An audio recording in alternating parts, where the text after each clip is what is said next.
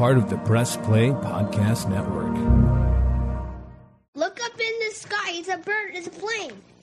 This is Jason J. Lewis, the voice of Superman on Justice League Action. This is Mark Wade, writer of Superman Birthright, and you're listening to the Krypton Report.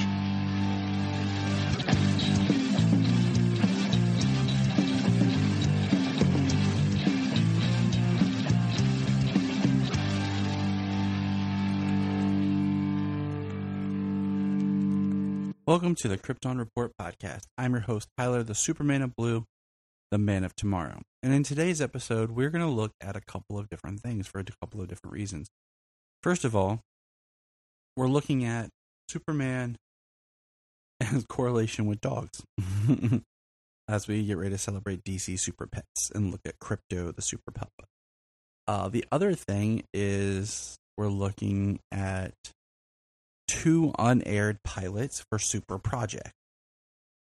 And that ties in one with my watch of the summer of watching Superboy. And the other it ties into is the fact that I had recently watched the Superman serials, Superman the Mole Man, which is the start of the George Reeves era. And these two that we're talking about today represent the post-end of George Reeves era. And what we're talking about is the pilot for Superpup and the pilot for The Adventures of Superboy. Now, George Reeves died in 1959. And what's interesting is he hadn't signed on to do more The Adventures of Superman. And so finding Superpup is dated at 1958. But it was filmed at the end of 57 after that season of The Adventures of Superman had finished filming, is what it says. Now, there's not a whole lot to find on Superpup. And for anyone who's like, what is Superpup? There's little tiny clips on YouTube, but the biggest thing to look for is the Look Up in the Sky Superman documentary that used to be on DC Universe that I don't know if it's on HBO Max. That has a little bit in it just to give you a sense of what the show was. But also, and God bless it, the Blu-ray box set of the Superman films. This being Superman the Movie, Superman the Movie Deluxe Edition, Superman 2, Superman 2 the Richard Donner, Superman 3, Superman 4, and Superman Returns. And then the last disc is all bonus. Has so much wonderful bonus material to mine. It's amazing. We could do a whole podcast on that box set of just digging into what it has to offer. From all the Fleischer studio cartoons, the Looney Tunes that has Bugs and Daffy being Superman, a couple of documentaries, a couple commentaries, the Look Up in the Sky documentary, but it also has the pilot for Superpup. And then, of course, Superman and the Mole Man as a film, which is what I watched, compared to that it's actually attached to the first season, broken up into the 2 episodes as it was shown on television as part of the Adventures of Superman TV series. Now, I do find it interesting how much the title Adventures of Superman or Superboy is used when the Superman comic didn't really use that. Also, the second project we're looking at is the Adventures of Superman pilot, or Superboy pilot from 1961, starring Johnny Rockwell. Now, I have heard that the Smallville Complete Series box set released it as a special feature, which I need to dig into, honestly. I found it online years ago. It has poor quality, but it's something to keep because it is an interesting look into what could have been. Now we're going to go one by one and talk about these pilots, what could have been a lost era of the Super series, the world, and you'll get my feedback. So, are you ready to take a venture into Superpup? The Adventures of Superpup utilized the sets from the George Reeves series. Now, there's not a lot known, so I'm just going to read you the things that are on IMDb trivia because there's not a lot.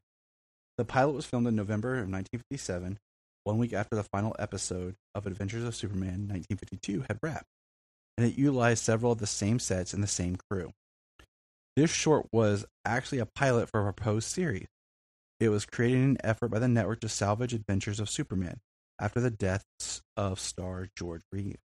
The characters were all animal parodies of those from the series starring little people in large masks.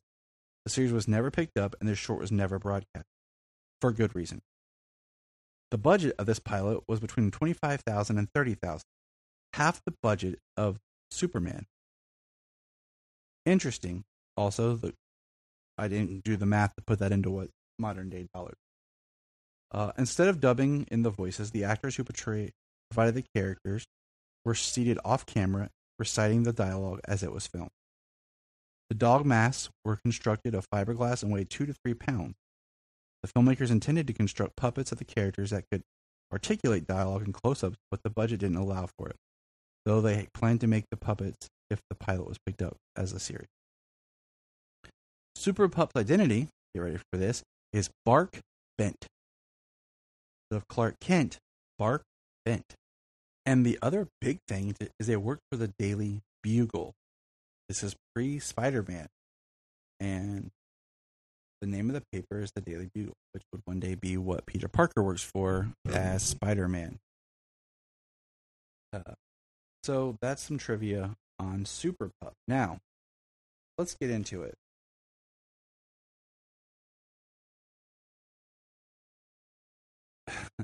Okay. So the only noticeable actor that is technically a little person is the editor-in-chief, which is a bulldog, and I'm not exactly sure what his name is. It was very hard to listen and hear, because even though this is on the Blu-ray release and everything, it still was not preserved well over time. And there's no origin to the episode. It just starts, and we have a narrator that is a literal hand puppet that pops out of Bark's desk. And part of me wonders whose idea was this? You know, Whitney Ellsworth, publisher of DC Comics, these National Allied publications at the time, is written as writer on this. And I'm just like, what were you thinking? Because even showing this to kids, my kids were like, what is this? It's creepy. It's like Chuck E. Cheese when, you know, you were little and the animatronics were what they're playing and they were kind of scary. It was like that. And Solomon pointed out and said, it's bad because you can see that they're not really puppies. They're just regular people wearing puppy masks because their bodies are the same. And they're wearing, it's like those early pictures of Mickey and Minnie Mouse when Disney World opened, where the costumes just weren't quite there. They were creepy. Or when you go to the mall to get your picture with the Easter Bunny and it's just not right. The characters are wearing white gloves, as if they are some sort of Disney-based character, with these oversized dog heads. And the suit is just the Superman suit. It literally like they were filming Superman and then just threw masks on everybody. But it's so bad. I mean, I suffered this for you guys and for this. Okay? I would not recommend anybody watch this. Let me do the hard work for you. There's no origin. Their mouths don't move most of the time. And the story just kind of starts in a very weird, like, where are we going? And we have the ref for Professor Sheepdip. And there's more time being spent in this episode with Sheepdip and his henchman, who's a wolf, than there is with Bark. And also Pamela Poodle, who is our Lois Lane.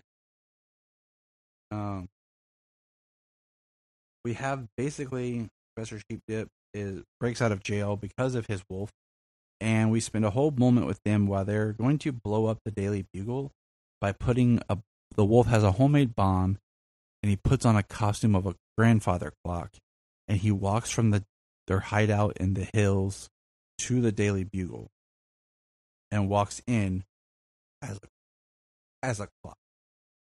Now, the hand puppet mouse pops up a couple of times and narrates for what's going on and even interacts and talks with Bark. Our It's very campy, very cartoonish, but not in the fun, enjoyable way.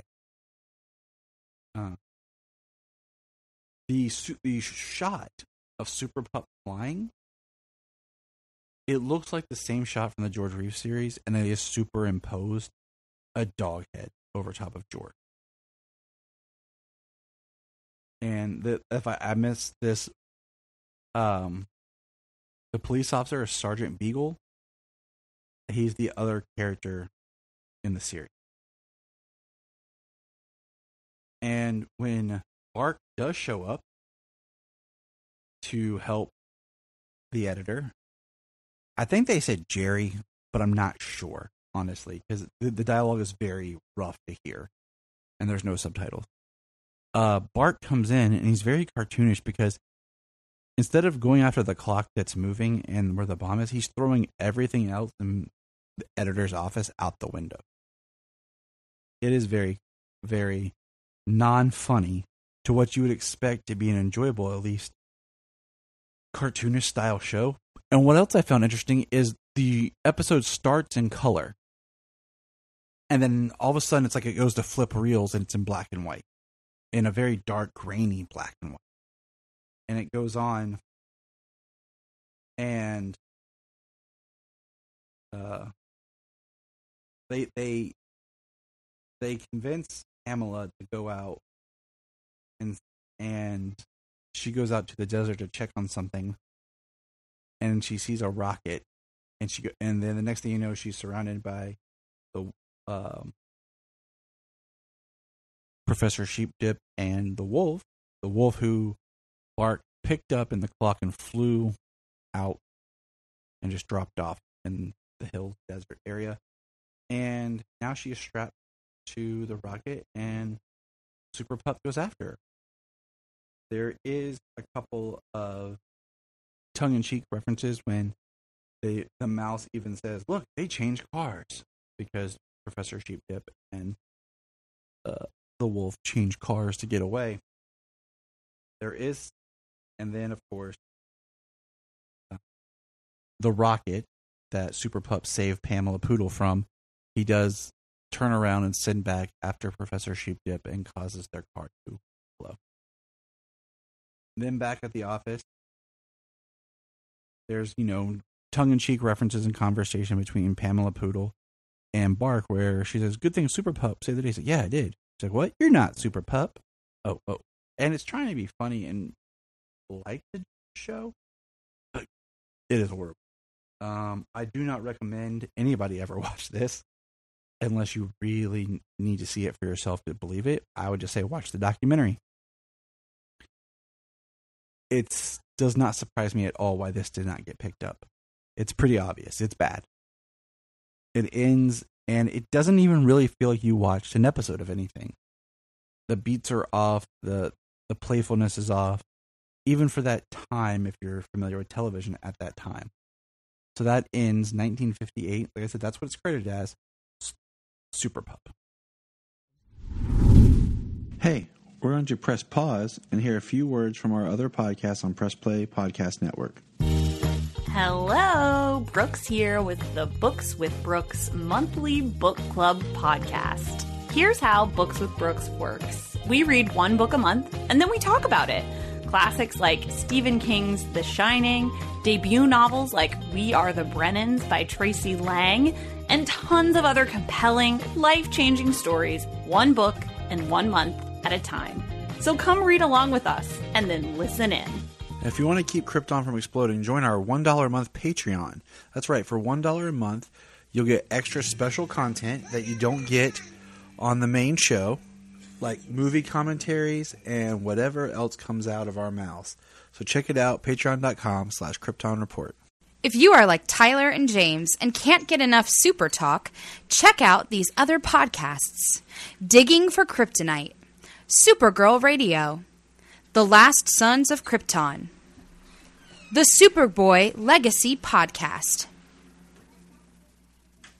All-Star Superfans, Superman the Animated Podcast, The Aspiring Kryptonians, Always Hold On to Smallville, Caped Wonder, The Geek of Steel, and Truth, Justice, and Hope podcast.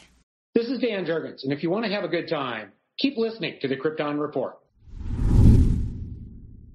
So now let's jump over to 1961. We have The Adventures of Superboy with Johnny Rockwell. Now, like I said, I need to see if this is as a bonus feature on the Smallville box set, as I've heard.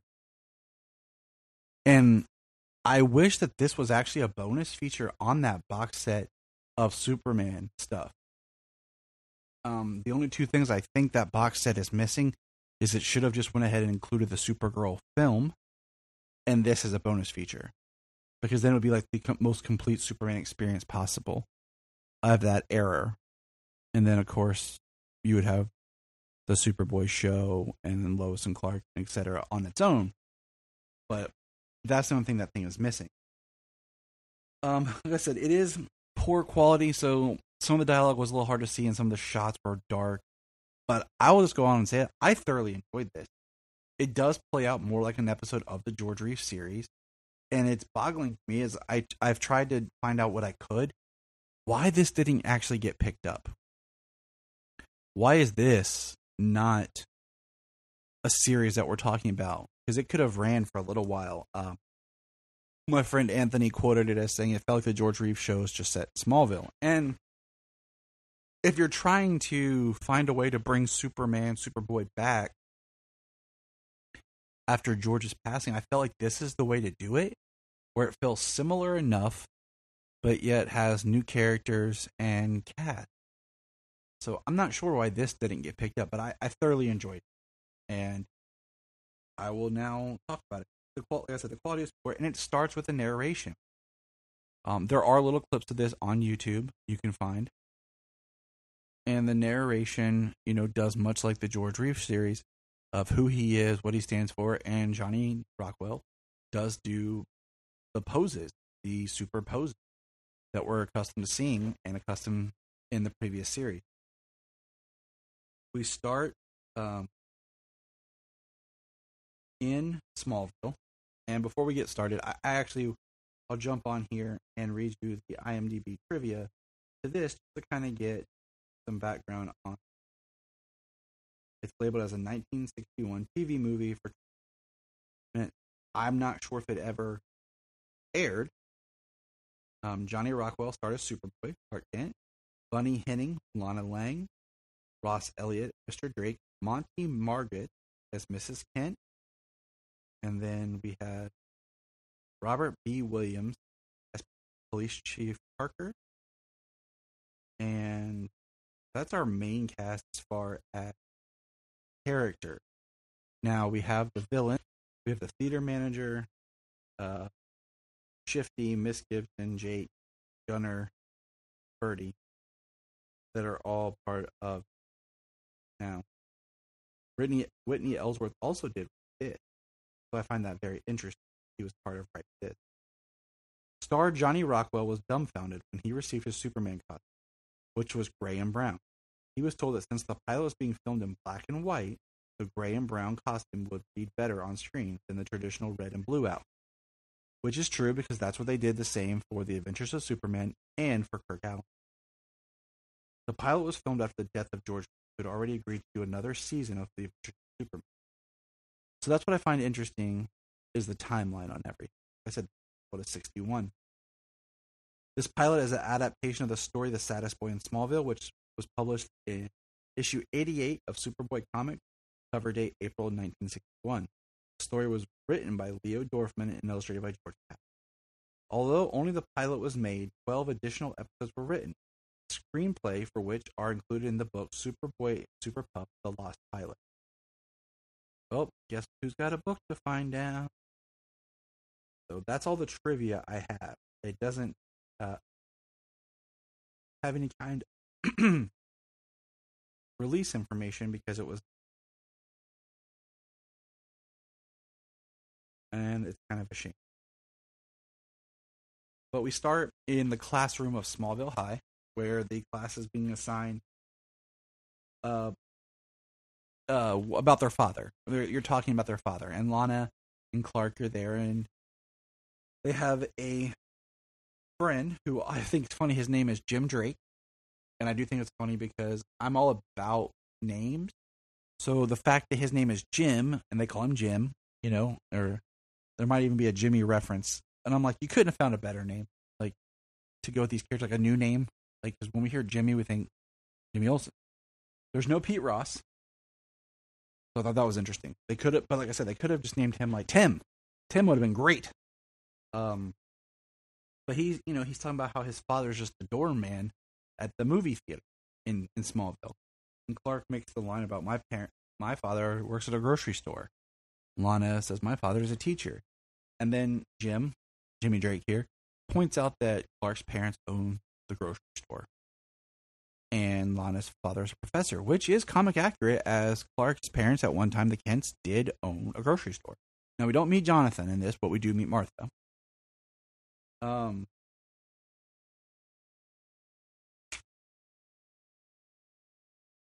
Now, what I do find is in the next scene, you have Jimmy working on his homework, and he's talking to his dad, and he's very...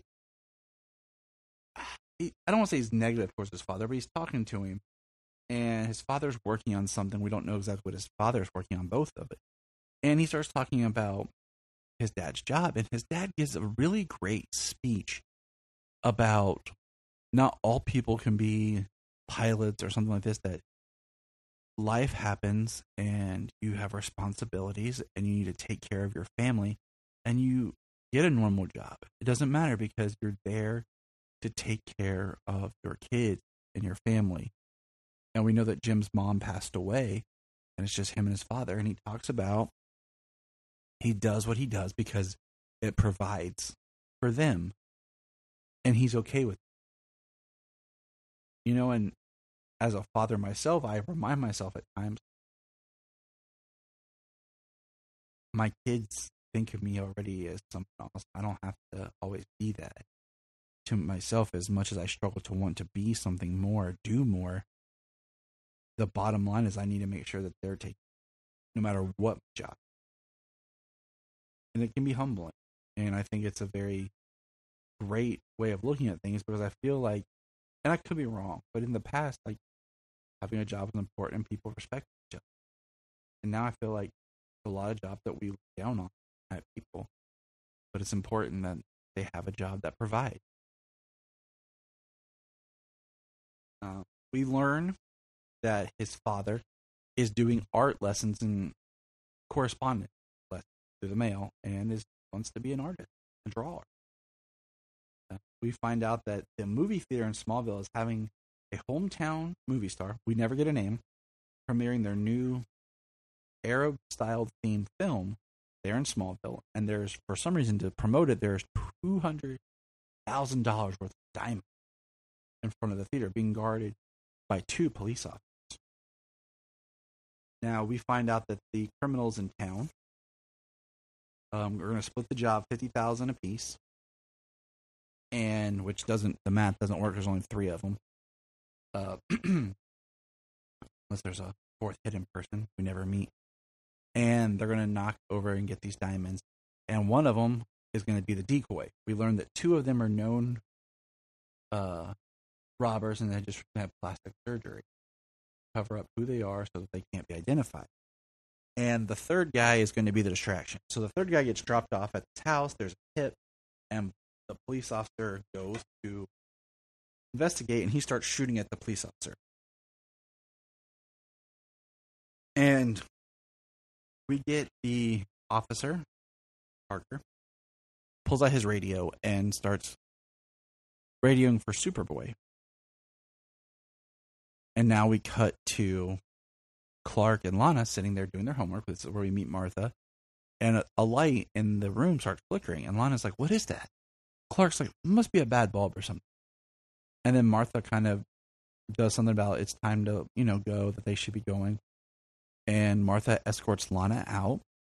And Clark gets up, goes over to the bookcase, turns the bookcase, and goes into like a secret room.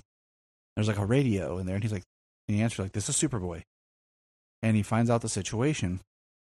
I thought that was cool. It's like very early. And I'll be honest, I'm not that familiar. I'm trying to get there in my comic reading with Superboy comics of that era, if that was something that was in the comics. I don't know. I'll be honest. And we see him change into his Superboy costume, and then he opens the thing and drops down underneath into like it looks like a cave. And like I said, it was hard to see. It was very dark, and the footage is very poor. And he goes down this cave and then goes into, and it looks like he runs through a deep tunnel and comes out in woods. Not sure how all that works geographically and where the Kent's home is and all that. And like I said, it was hard to see, but I thought it was neat though. This is pre-Batman 66. You know, so it made me think of like the Batcave, the tunnel, how the Batmobile comes out, the Bat phone, you know, with the radio and stuff. So I found it all interesting. Superboy arrives and, you know, shows up, talks to the chief. He goes up to the house. The guy, of course, does the obligatory shoot Superboy man with bullets just because that's an awesome effect. And he takes him down. Now, meanwhile, at the same time, they're robbing the diamond. They gas it, and Mr. Drake gets a look at the two people who are stealing the diamonds. Superboy shows up, they get the radio call in, and he sits there, and Mr. Drake's talking, and Jimmy shows up for some reason. He's there, and Superboy's like, let's all go down to the police station. And this made me chuckle, because they're like, right, Superboy. And they all get in the car together and drive to the police station. Superboy in the car. That was fun. And they're looking at mugshots, and Jim talks to his dad like, hey, why don't you draw the... And he's they're like, yeah, go ahead. So Mr. Drake sketches people that he saw, and they want to put the other guy under a lie detector, and they're not able to do it or whatever. So Superboy is like, I got an idea, bring him out here. Meanwhile, he sends Jimmy to the basement to get some coal, and he talks about how coal and diamonds are related, and Superboy takes the coal and crushes it in his hand and makes some diamonds to replace visually the diamonds that were stolen until they can actually get the real diamonds back to help out the theater.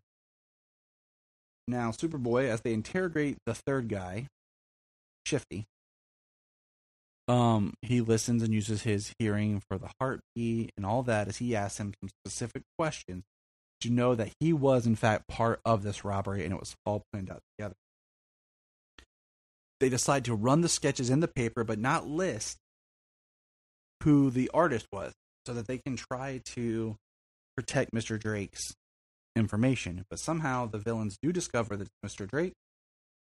They call saying that his son is in the hospital, the emergency room, and he needs to come, and he shows up and the thugs pull a gun on him.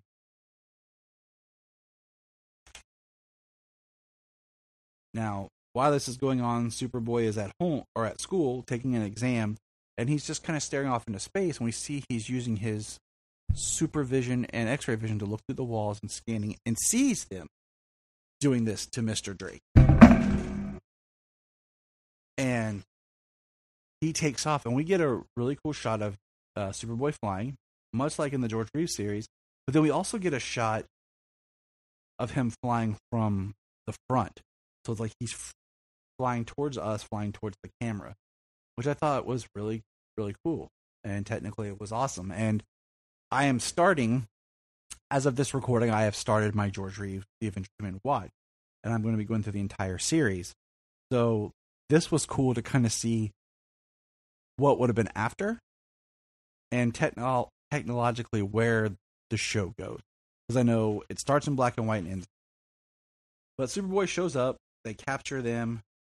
They have Mr. Drake in the car, and Superboy shows up, lands right in front of the car, crushes the front of the car, saves Mr. Drake, gets the guys arrested, and the company, the insurance company or whatever that had the diamonds, is so thankful that they're recovered. They want to offer a reward to Mr. Drake. They offer him a job in Metropolis, and they offer a full scholarship to Jimmy.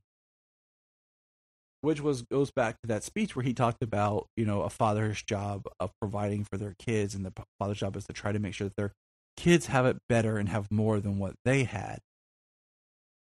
And I think that's one of the hardest things about being a dad. Is trying to pass on lessons to your kids, because you can tell your kids and they listen, but they don't understand. It doesn't connect. It's only through their growing and hardship, I think, that at times they connect with stuff. I struggle with that with my own kids. Solomon, especially because he thinks he knows everything. It is. The episode ends with Jimmy talking to his dad, Spades, as they're in the classroom, and Jimmy's talking about, he's giving his speech on who his dad is. You know, the one he was afraid of because he didn't feel that his father's job was important. But now he not only talks about his father's job, but just his father as a person. And I think it was a great message. And I honestly would have liked to have seen this go to series. I think I want to know why it didn't. And I really want to see. I would have liked to have seen more. Because I really enjoyed Johnny Rockwell as Superboy Clark Kent. I think he did a good job. I think, you know, it was, you know, it's a pilot of a you know, it's a pilot 20-some minute